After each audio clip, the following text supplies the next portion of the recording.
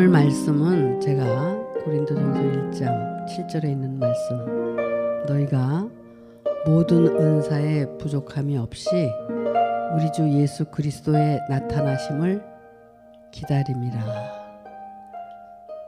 참 저 말씀이 과거에는 그냥 지나쳐 읽었는데 저 말씀이 제 마음에 와서 확 닿더라고요. 왜 그러냐면 우리의 신앙생활의 전부예요. 사실 저게 우리가 하나님께로부터 각자 하나님의 은혜를 따라서 은사를 가지고 있어요. 누구나. 그 은사가 이제 고린도전서 12장에 9가지 은사로 나타납니다. 믿음의 은사, 또 방언의 은사, 또 병 고치는 은사, 뭐예요? 예언하는 은사, 그죠? 지식의 은사, 지혜의 은사, 이렇게 해서 하여튼 9가지 은사가 나오는데 누구든지 그 중에 하나는 그 은사를 경험하고 있다는 거야. 근데 그 은사는 왜 주셨느냐? 그것은 하나님께서 살아계시고 하나님이 계시다는 것을 우리에게 각자에게 알려주시기 위해서 그 은사를 은혜로 주시는 거예요. 근데 그 은사가 전부가 아니거든요. 그 은사는 하나님을 알게 하는 하나의 부분적인 그 역할인데 그 은사를 가지고 있으면 그게 전부인 것처럼 착각하고 자기가 하나님을 알고 있다고 생각하고 거기에 이제 안주하는 거죠. 믿음도 은사고 다 은사예요. 그게 다. 병 고치는 것도 그렇고 지식도 그렇고 지혜도 그렇고 다 그게 은사거든. 하나님의 생명으로 들어가기 한 하나님의 생명의 길을 들어가기 위한 그 길을 가기 위해서 하나님이 도와주시는 은사란 말이야. 근데 그런 걸 통해서 우리가 하나님의 살아계심을 자기가 경험하고 그 경험을 토대로 해서 우리가 이제 하나님에 대해서 알아가는 거고 또 그것을 통해서 자기가 그런 확신이나 어떤 그런 경험이 있기 때문에 말씀이 이해가 되고 들려지는 거거든요. 근데 제가 이런 그것은 결국은 이제 우리가 이제 그런 은사를 경험함으로써 이제 자기의 그 신앙을 자기가 스스로 이제 올바로 세워가는 것이 이제 관건이에요. 각자가. 그것이 언제까지 하는 거냐면 우리 주 예수 그리스도가 우리 안에 나타날 때까지. 그러면 그리스도가 언제 오십니까? 그러고 제자들이 예수님한테 물어봤을 때 마지막 날에 나타난다고 그랬죠. 그래서 사람을 주의해라. 사람을 주의해라. 이걸 먼저 부탁을 하셨어요. 왜 그러냐면 사람의 미혹이 그렇게 무서운 거야. 그 은사를 가지고 있으면서 자기가 하나님을 가지고 있는 것이 최고라고 생각을 하고 그 은사를 가지고 그리고 자기 하나님을 이제 얘기하게 되는 거죠. 어떤 누구든지 그렇게 하고 살죠. 그런데 그 사람들이 그 결국은 미혹을 하는 거다. 그러니까 사람의 미혹을 주의해라. 언제까지? 우리 주 예수 그리스도가 너희 안에 나타날 때까지. 그러면 그 예수 그리스도가 나타날 때까지 우리가 해야 할 일은 뭐냐? 내가 가지고 있는 모든 것, 인간적인 것, 혼적인 것, 영적인 것, 잘못된 거라는 것을 자기가 인지를 하고 그것이 아니라는 것을 이제 알고 부인하고 내가 마지막 날 이제 모든 것을 다 내려놓고 비울 때 그것이 죽는 것이라고 표현했을 때 죽게 되면 그날에 주님이 오신다는 거예요. 예수 그리스도가 그때 오시는 거예요. 내 생각이나 내 신앙이나 내 어떤 것도 이제 육적인 거든 혼적인 거든 영적인 것이 내가 만들어 놓은 것이라면 그 안에 모든 것이 그게 예수 그리스도하고 상관이 없는 거예요. 결국은 예수 그리스도의 터 위에 집을 지어야 되는데 자기 터 위에 집을 짓기 때문에 그거는 언제든지 무너져야 될 집, 모래 위에 지은 집이 돼서 창수가 나고 비바람이 불면 다 무너질 그런 집이라는 겁니다. 그래서 예수 그리스도의 터 위에 집을 지어야 되는데 그것이 뭐냐면 바로 내가 없어지고 예수 그리스도가 나타나셔야 된다는 거예요. 우리 안에. 그분이 내 안에 나타나실 그때까지 우리는 자기를 부인하고 자기 십자가를 지고 말씀과 여러분께 보내준 목자를 따라서 신앙생활을 올바르게 해야 된다는 겁니다. 이렇게 이제 이 이유를 말씀을 드리기 전에 사도 바울에 대해서 우리가 한번 생각을 해볼게요. 저 글은 사도 바울이 고린도 교회에다 보낸 편지의 글이거든요.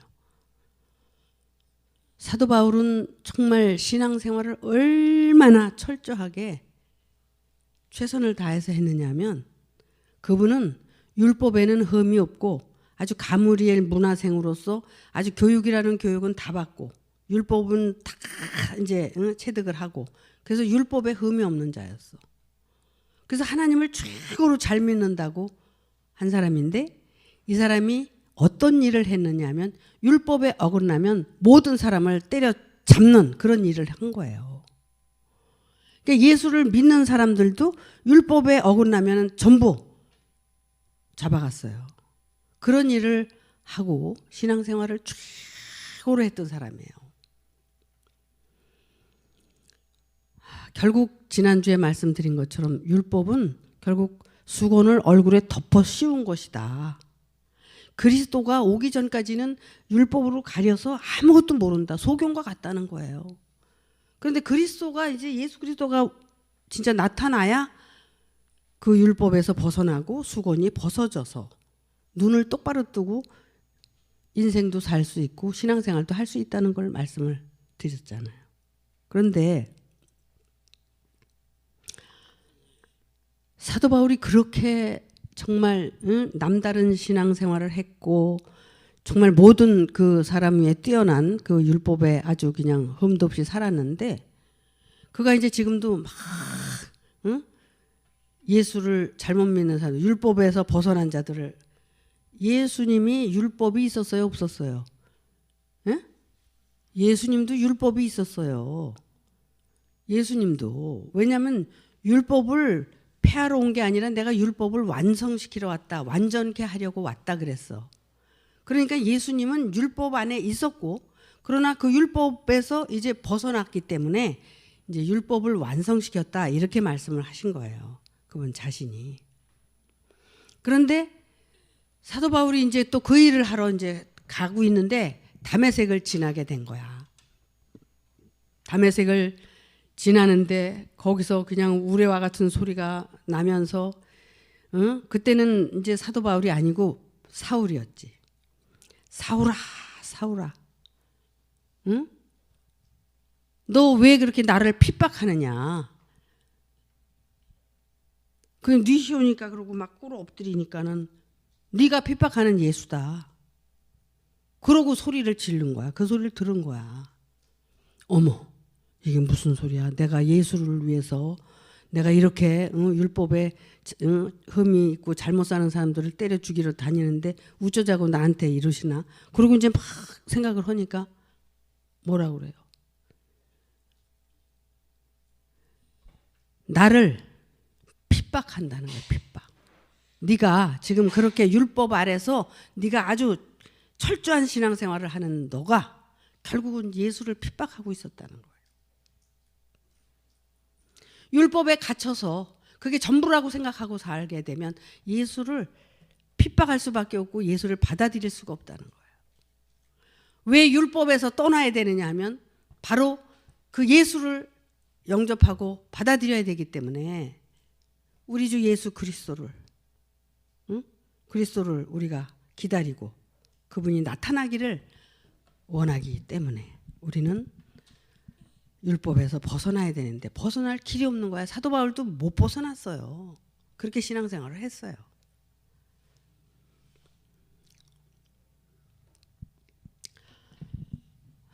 사도 바울이 정말 그 하나님과 예수에 대해서 얼마나 많은 지식과 학問을 가지고서 제가 그 외국에 갔을 때 그 골로세움인가 어디 거기 그 광장에 갔을 때 그 사도 바울이 교육하던 그런 자리를 다 가서 이제 봤는데 엄청난 사역을 한 거야. 많은 사람들을 가르치고 제자들을 두고 그렇게 하다가 다메섹에서 예수를 만난 뒤에 변한 거예요. 내가 이렇게 하나님을 잘 믿고 예수를 잘 믿고 그러는 줄 알았는데 어떻게 내가 이렇게 살 수가 있었나. 그리고 정말 꿇어 엎드려서 있는데 이제 그때 이제 아라비아 광야로 그래서 후에 갔죠. 가가지고 이제 거기서 또 다른 선지자를 만나서 그가 이제 가르쳐주고 도와줘서 다시 이제 사도들 곁으로 이제 왔는데 그때 비로소 자기가 신앙생활이 그게 전부가 아닌 것을 깨달은 거예요.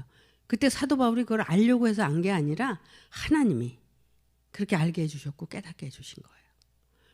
내가 학문을 배우고 지식을 배우고 많은 걸 알았다고 해서 내가 되어지는 게 아니라 하나님에 의해서 되어진다는 거야. 그것은 마지막 때를 내가 경험을 한다고 해도 그 모든 것들이 이제 벗어날 수 있는 것은 하나님이 도와주셔야 된다는 거예요. 그렇다면 사도 바울이 그때 이후로는 이제 그가 하나님을 증거하고 예수를 증거하는 바가 달라졌어요. 그때 이후로 어떻게 사도 바울이 얘기를 했냐면 나는 주 예수 그리스도로 말미암아 사도된 바울이다. 이렇게 하고 복음을 전했어요. 그러니까 그때는 율법을 전한 거고 그 다메섹에서 예수를 만난 뒤에는 복음을 전한 거예요. 율법과 복음은 틀려요. 율법은 하나님의 말씀에 따라서 하라 하지 마라에 이제 갇히는 거고 복음은 은혜와 진리로 나아가서 이 기쁜 소식을 전하는 거예요. 진정한 하나님을 전하는 거예요. 진정한 하나님의 아들을 전하는 거예요. 그래서 그때부터 나는 예수 그리스도로 말미암아 사도된 바울이다. 이렇게 하면서 이제 복음을 전한 거죠. 그러니 그렇게 신앙의 그 변화가 있어야 되는데 이것이 곧 성경 얘기가 아니고 사도 바울의 얘기가 아니라 오늘날 우리 얘기도 돼야 된다는 거죠. 분명히 우리 얘기도 돼야 되는 거예요. 우리가 율법을 배우고 익혀서 그것이 전부인 것처럼 그것을 쥐고 큰 소리치고 그렇게 살았죠. 그런데 그것이 결국은 나를 죽이는 올무가 된다는 것을 여러분들이 알아야 돼요. 그래서 여러분들이 그러죠. 분별을 하죠. 옳다, 그르다, 맞다, 틀리다. 이건 좋다, 나쁘다. 이런 분별심을 가지고 우리가 사는 것은 결국 우리가 율법 아래 있기 때문에 인생도 그렇게 사는 거예요. 그래서 율법 아래 나는 있기 때문에 그렇게 인생을 사니까 항상 그렇게 판단하고 살아요. 근데 그게 야고보서가 아니라 에베소서인가에 보면 그런 말씀이 있어요. 누가 남의 하인을 힐문하느냐? 네가 입법자냐? 재판자냐? 하나님의 자녀고 하나님의 다 종인데 네가 왜 판단하느냐고 이렇게 말씀을 하세요. 그러니까 우리는 사실 그 판단할 자격이 없는 거예요. 그러면 내가 옳다 그러다도 결국 틀리다는 얘기죠. 맞다 틀리다도 결국 틀리다는 얘기죠. 결국 우리는 다메섹 도상에서 사도 바울이 예수를 만난 것과 같이 우리도 그 다메섹 도상이 돼야 된다는 거예요. 다메섹 도상이라는 것은 어떤 장소적인 개념이 아니라 상태적인 개념이에요. 내가 정말 하나님의 말씀으로 인해서 내가 깨지기를 바라고 변화되기를 바라고 내가 이렇게 올바르게 살려고 할 그런 마음이 아주 간절했을 때 하나님이 나에게 역사를 하신다는 거죠. 그게 은혜고 그게 진리라는 거예요. 그 안에서 이제 깨닫게 되면 진리로 나타나는 거죠. 그러니까 우리가 그렇게 우리의 자신이 변화되기를 사모하고 기다려야 된다는 거예요. 그런데 이제 우리는 그렇잖아요. 이제 하나님의 말씀을 들으면 항상 제가 말씀을 드리지만 들으면 그 말씀을 말씀으로 못 들어요. 왜냐하면 기능이 없으니까. 나는 육신에 속해 있고 육신의 존재인데 어떻게 하나님의 말씀은 영이시고 생명인데 그걸 들을 수가 있어요? 못 들어요. 그러니까 자기 육신에 맞춰서 입맛에 맞춰서 들어. 자기 기분에 맞춰서 이거를 자기가 받아들이고 해석을 하는 거야. 그래서 이제 이게 잘못된 거를 알고 시간이 지나서 이게 아니었구나. 내가 시행착오를 했네. 그리고 이제 다시 또 새롭게 들으려고 또 신앙생활을 열심히 하는데 그때 또 이제 듣는 거야. 그럼 또 다르게 들려요. 또 새롭게 다르게 들려. 다르게 들려야 또 맞아. 근데 다르게 들리는데 그때는 또 이제 올바로 들었나 했는데 그거는 내 혼이 듣는 거야. 이제 육에서 조금 이제 진보가 돼가지고 이제 혼을 깨닫고 혼이 존재하는 것을 알았기 때문에 육으로 들어서는 안 되는구나. 그러면 이제 혼으로 듣는 거야. 그게 이제 정신 세계가 이제 발달이 되는 거야. 말하자면 정신 세계가 발달이 되니까 세상을 보는 눈도 달라지고 사람을 바라보는 눈도 달라지고 이렇게 세상이 달라져 보여. 그러니까 어때요? 물고기가 저 물속에서 살다가 거북이처럼 엉금엉금 기어나와서 보니까 이게 뭐야? 아니 물속이 전부인 줄 알았더니 나와보니까 땅도 있고 뭐 나무도 있고 뭐 짐승들도 있고 새도 있고 이렇다 이거야. 그러니까 이렇게 보이니까 얼마나 기뻐. 이게 뭐 개가 천선한 것 같으지. 그러니까 펄펄 뛰고 난리를 치는데 결국 그 혼이 이제 깨어난 거죠. 잠들어 있든지 죽었든지 한 혼이 깨어나서 이제 그걸 알게 되니까 굉장히 기쁘고 좋은 거예요. 그 이제 거기 또 머무르는 거죠. 이렇게 이제 깨닫게 되고 점진적으로 알아지는 것도 은사예요. 그것도 부분적인 은사. 그런데 그 속에서 어떻게 돼요? 거기서 이제 머물러서 이제 그냥 살려고 그러죠. 자기가 거기다 이제 방석 깔아놓고 안주하고 이렇게 살려고 그러는데 하나님은 그걸 원치 않으세요. 하나님의 생명으로 거듭나기를 바라시는 거죠.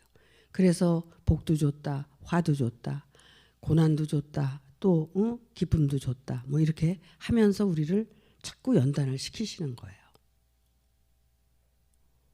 그런데 그러면서 이제 그것이 영인 줄 아는 거죠. 근데 그것은 영이 아니라 혼의 세계라는 거예요. 혼의 세계가 하나님이 우리에게 주신 그 혼이 결국 육신의 종노릇하고 육신의 욕심을 위해서 살았는데 그 혼이 깨어나 보니까 이거는 이렇게 살다니 이건 욕심이고 지옥으로 갈 수밖에 없구나. 이렇게 살면 안 되지. 그래서 이제 그 혼이 하나님의 뜻을 깨우쳐서 하나님의 말씀에 순종하면서 하나님의 뜻을 따라가는 그런 삶으로 바뀌어져야 되는 거죠. 그래서 하나님의 진정한 뜻이 무엇인가를 찾아서 올바른 삶을 하나씩 바꿔가는 그런 삶이 바로 이제 혼의 변화예요. 그래서 그 혼이 결국은 어떻게 해요? 영으로 거듭날 수 있어야 된다는 거죠. 또 그 혼적인 거기 안에서 자기 만족을 느끼고 살면 그것도 자기 함정이에요. 결국 그 혼이 육신을 위해서 종노릇하고 살았던 그래서 그 욕심을 다 부리고 한번 그래서 존재 발견을 그래서 하는 거예요. 존재 발견을 하는데 이런 걸 봐야 되는데 엉뚱한 거 자기가 뭐 조금 뭐 미워하고 욕하고 뭐 그런 것만 생각을 하는데 그런 거하고는 차원이 틀려. 내가 진짜 하나님의 뜻을 향해서 올바르게 살아가려고 하는 그런 애씀이 있느냐 이런 걸 하나님은 보신다니까. 육신적인 거는 상관도 안 해. 혼적인 것도 물론 상관 안 하지만 그래도 혼적인 건 하나님이 보내주셨기 때문에 상관하세요. 그렇게 해서 우리를 훈련시켜서 결국은 혼이 훈련돼야 육도 훈련이 되는 거니까. 그래서 그렇게 훈련을 해가지고 그 훈련을 다 마치고 마지막 때가 되면 우리 주 예수 그리스도의 나타나심을 우리가 기다릴 때 그분이 우리 안에 오시는 거예요. 마지막 날에. 그래서 하나님의 생명은 내가 없어졌을 때 나타나는 거지 내 존재가 아직도 내 속에 단 0.01%라도 있으면 내 안에 오실 수가 없어요. 왜 그러냐면 그분은 깨끗하고 거룩하고 또 어때요? 사랑이고 자비예요. 그런데 여러분 한번 여러분 안에 들여다보세요. 여러분 안에 뭐 깨끗하고 더러운 건 두 번째 치고 여러분 안에 자비가 있어요? 사랑이 있어요? 용서가 있어요? 예를 들면 배려가 있어요? 자기밖에 모르잖아. 신앙생활 하면서도 나밖에 모르고 살잖아.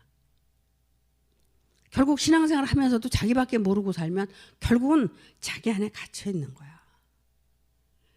자기 안에서 빠져나올 수 있는 것은 그래도 단 0.01%라도 타인을 위해서 내가 살 수 있는 내가 좀 손해를 볼 수 있는 그래서 남을 좀 도와줄 수 있는 그런 사람이 돼야 된다는 거죠. 근데 그렇게 되기 이전에 결국 우리가 그 율법을 완성시키려면 어떻게 해야 되느냐면 내가 하나님을 사랑하고 이웃을 내 몸과 같이 사랑할 때 율법을 완성시키는 거예요. 근데 하나님을 내가 사랑할 수 있어요? 내가 사랑할 수 있는 존재예요? 나는 하나님을 사랑할 수 있는 존재가 아니에요. 그러니까 내가 하나님을 바라보면서 내가 죽어가는 거예요. 내가 하나님의 말씀을 통해서 하나님의 그 영을 통해서 내가 온전히 죽어가면 하나님의 사랑의 반쪽을 이루는 거예요. 내가 죽으면 반쪽을 이루는 거야. 그래서 내가 타인을 위해서 또는 이제 하나님의 말씀을 그동안은 저버리고 살고 배척하고 살았지만 내가 영접하고 그 말씀에 순종하고 그래서 이웃을 정말 내 몸과 같이 사랑할 수 있는 또 나를 온전히 사랑할 수 있는 하나님을 통해서 내가 죽어져서 내가 이제는 진짜 내가 죽은 자고 내가 이제 살아야 되겠구나 하는 그런 마음을 먹었을 때 사실 그 율법을 이루는 거거든요. 여러분 율법에서 해방될 수 있는 것은 이 길밖에 없어요. 성경은 그걸 말하고 있어요. 하나님을 통해서 내가 죽고 내가 이웃을 향해서 너 죽어야 살아 이 얘기 할 수 있으면은 율법을 완성시킬 수 있는 거예요. 율법에서 해방이 되는 거죠. 그렇게 되면 내가 죽고 다른 사람도 죽게 할 수 있는 그래서 내가 살고 이웃도 살리는 거예요. 그렇게 돼야 율법에서 완성이 되는 거예요. 그러면 이제 그리스도 안에서 자유자가 되는 거죠.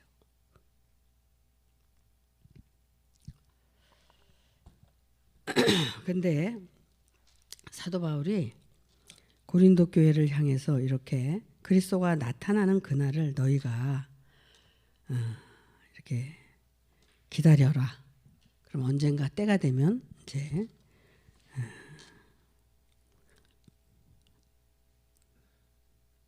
나타나실 것이다. 그래서 8절에 보니까 주께서 너희를 우리 주 예수 그리스도의 날에 책망할 것이 없는 자로 끝까지 견고케 하시리라.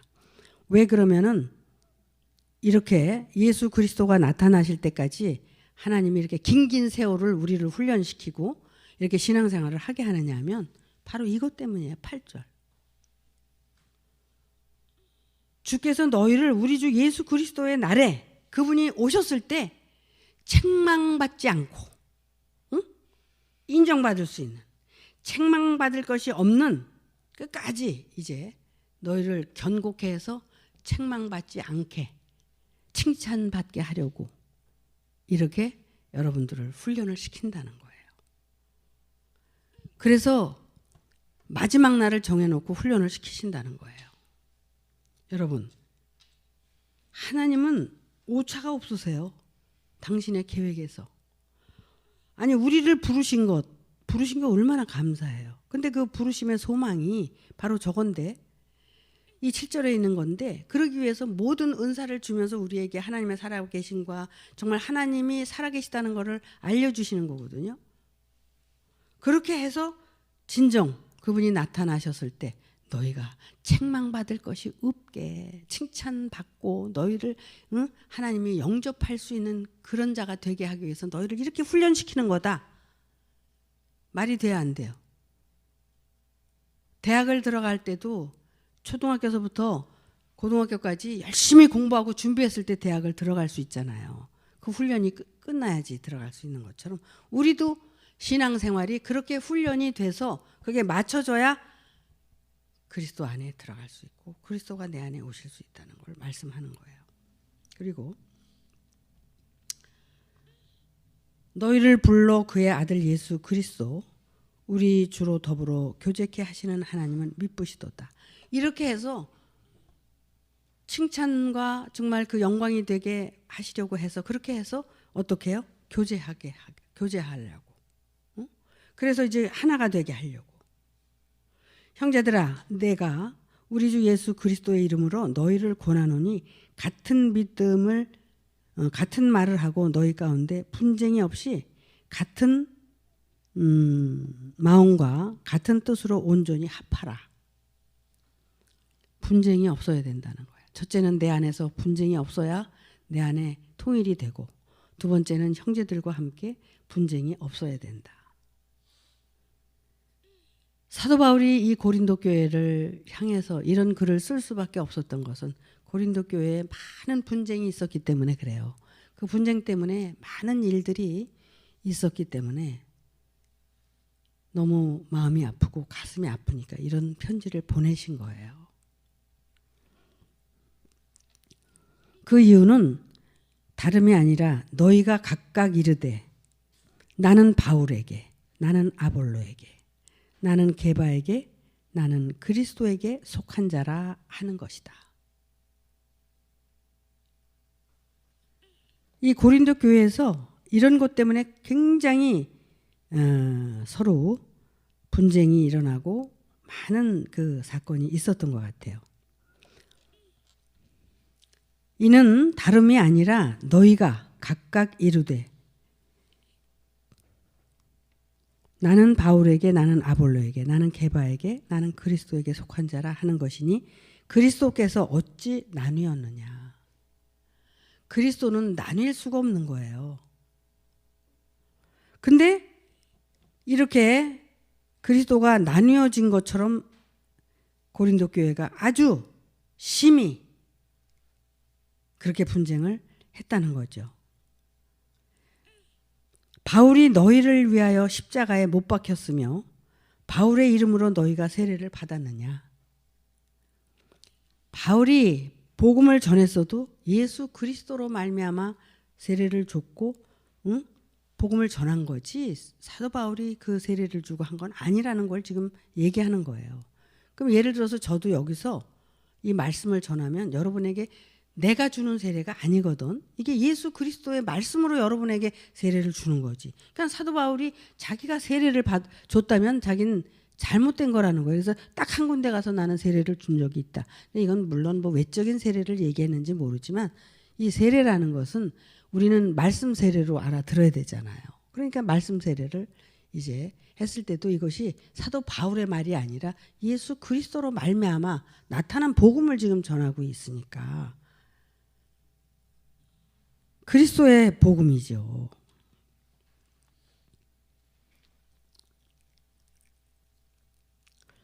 그래서 그리스보와 가이오 외에 너희 중 아무에게도 내가 세례 주지 아니한 것을 감사한다.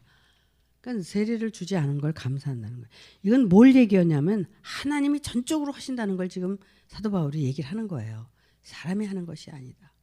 뭐 게바가 아볼로가 바울이 한 게 아니라 말씀 안에 있는 그리스도가 하셨다는 걸 지금 얘기를 하고 있는 거예요.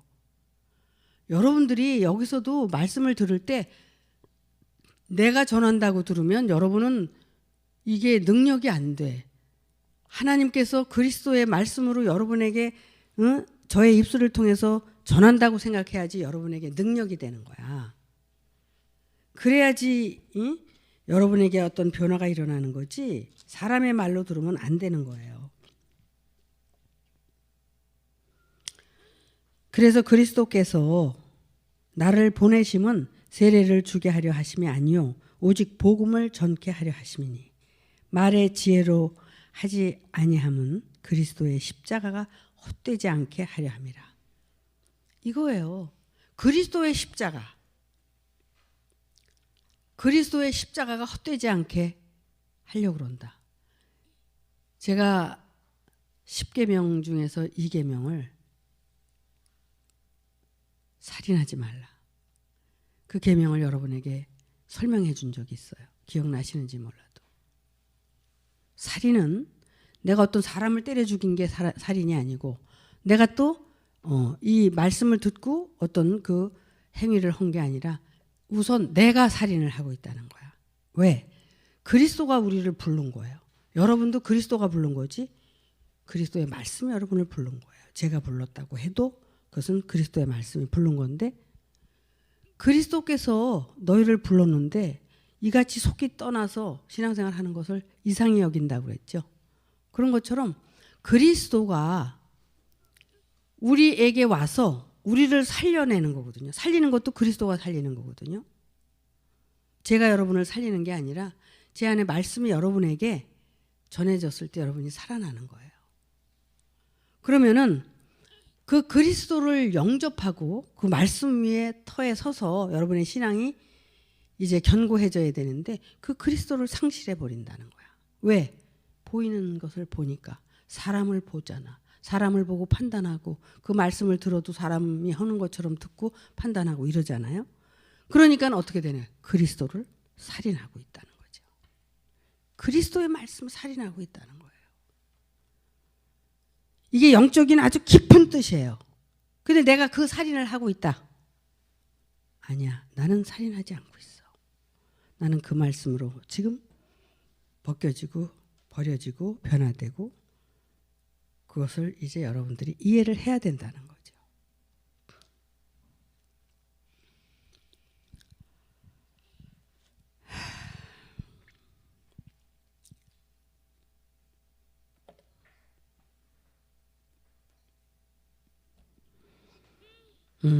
그래서 내가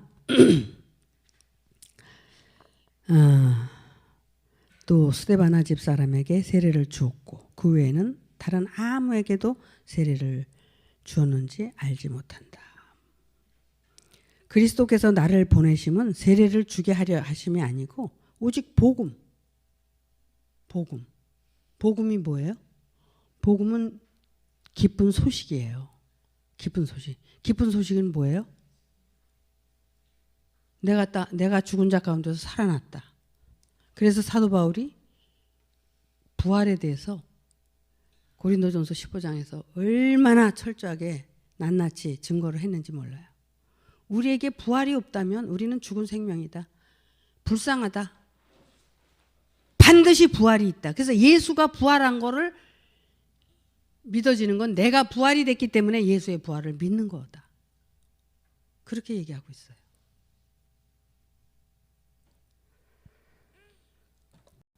십자가의 도가 멸망하는 자들에게는 미련한 것이요 구원을 얻는 우리에게는 하나님의 능력이라. 그래서 그리스도의 십자가가 헛되지 않게 하기 위해서 우리는 반드시 이 십자가의 도로 인해서 우리는 살아나야 돼요. 십자가의 도는 뭐예요? 내가 하나님 앞에서 죽고 이웃을 위해서 또 죽고 그게 십자가야. 죽고 죽는 게 그 이 십자가의 도가 없어. 다른 사람에게는 맨날 사는 얘기 살 생각만 하지. 근데 죽는 얘기를 했을 때 내가 산다는 거야. 응? 그 십자가의 도가 멸망하는 자들에게는 어떻게 된다고? 미련한 것이다. 십자가의 도가 반드시 우리에게 나타나야 된다는 거죠. 그래서 사도 바울이 그런 적이 있어요. 나는 내 손에 십자가의 그 못 자국이 있다. 못 자국이 있다고 그랬어요. 십자가의 도가 자기에게 있다는 거죠. 그러니까는 결국 우리가 예수를 믿는데 예수를 잘못 믿으면 예수를 핍박하고 죽이는 자가 되는 거예요. 근데 또 예수를 몰라서 핍박하고 죽이면 그래서 이제 또 죄인의 자리로 돌아가게 되는 거고 그 죄인의 자리에서 다시 그 예수를 이제 만나게 되는 거죠. 참 이 성경은 굉장히 우리가 어렵게 느껴지고 힘들게 느껴지는데 이게 어떤 그 때가 되고 상태가 되면 이 성경은 그렇게 어려운 게 아니에요. 그냥 이 삶을 기록을 한 거더라고 보니까. 이거를 그전에는 원문을 찾아서 다 보고 이랬는데 이제는 그렇게 할 필요가 없는 거예요. 왜냐하면 그냥 이렇게 읽어보면 다 이해가 되고 이렇게 알게 되니까. 이게 왜냐하면 성경적인 삶을 지금 우리가 살고 있기 때문에 성경이 보이는 거예요. 그냥. 그러니까 보면 여러분에게 보이는 대로 알려주는 거고 그런 거예요. 그래서 우리에게는 반드시 십자가의 도가 있어야 된다는 것. 그래서 그것이 우리를 구원의 길로 이끌고 그것이 바로 하나님의 능력이라는 것. 그러니까는 죽은 자 가운데서 산 자만이 죽음과 삶을 얘기할 수 있는 거죠. 죽음을 경험하지 못한 사람이 어떻게 삶을 얘기하면 그건 다 새빨간 거짓말이 되는 거예요. 그래서 죽음을 경험하고 살아났을 때만이 그 말씀이 능력이 된다는 걸 말씀을 드리고 싶은 거예요. 죽음이라는 것은 어떤 육체적인 죽음이 아니라 이제 나의 혼적인 그런 그 모든 잘못된 신앙을 이제 바꾸는 그런 것을 죽음이라고 말씀을 드릴 수가 있습니다. 그래서 기록된 바 내가 지혜 있는 자들의 지혜를 멸하고 총명한 자들의 총명을 패하리라. 지혜 있는 자가 어딨냐? 선비가 어딨냐? 이 세대의 변사가 어딨냐? 하나님께서 이 세상의 지혜를 미련하게 하신 것이 아니냐. 하나님의 지혜에 있어서는 이 세상이 자기 지혜로 하나님을 알지 못하는 거로 하나님께서 전도에 미련한 것으로 믿는 자들을 구원하시기를 기뻐하셨도다. 여기까지만 보겠습니다. 그래서 전도에 미련한 방법. 내가 정말 이렇게 하나님의 말씀을 통해서 죽고 또 다른 영혼을 또 이제 구원하기 위해서 내가 죽는다면 그 죽음을 통해서 삶을 맛보게 되는 거죠. 그래서 이것은 누가 하는 거냐면 하나님이 하신다는 거예요. 하나님의 능력으로. 우리가 뭐 이렇게 해서 되는 건 아니라는 거예요. 그런 것들이 헛되게 하느라고 우리가 열심히 전도하고 열심히 해도 그게 이제 헛되게 하시더라고요. 근데 그러나 그 마음이 없어서는 안 되는 거죠. 영혼을 사랑하고 영혼을 구원하고 정말 하나님이 살아계시다는 것을 알려야 되는 건 우리가 할 일입니다. 하나님이 정말 우리 눈에 보이지 않아도 하나님은 살아계시다는 것을 여러분이 알아야 되고 그것을 알려야 된다는 겁니다. 그래서 우리가 정말 마지막 때에 우리 주 예수 그리스도가 나타나는 그날을 위하여 우리가 날마다 죽는 그런 그 신앙생활을 모두가 같이 하시기를 바랍니다. 그래서 뭐 그냥 괜히 말이야 이렇게 육신이 기쁘고 말이야 충만해가지고 이런 거 우리 좋아하잖아요. 그죠? 그래서 음악도 듣고 막 자기 오락생활도 하고 그러는데 그것은 전부 썩어 없어질 것들이야.